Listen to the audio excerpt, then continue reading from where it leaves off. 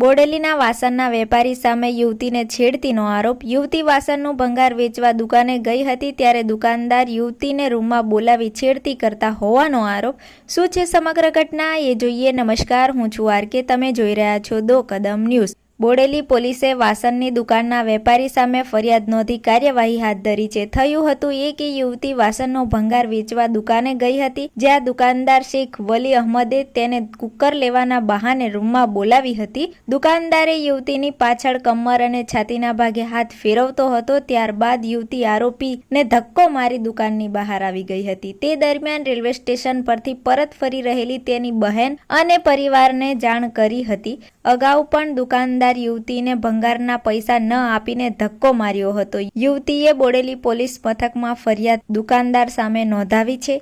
પોલીસે આરોપી વિરુદ્ધ ફરિયાદ નોંધી કાર્યવાહી હાથ ધરી છે। દો કદમ ન્યૂઝ સાથે જોડાયેલા રહેવા માટે સબસ્ક્રાઇબ કરો। ફરી મળીશું નવા સમાચાર સાથે।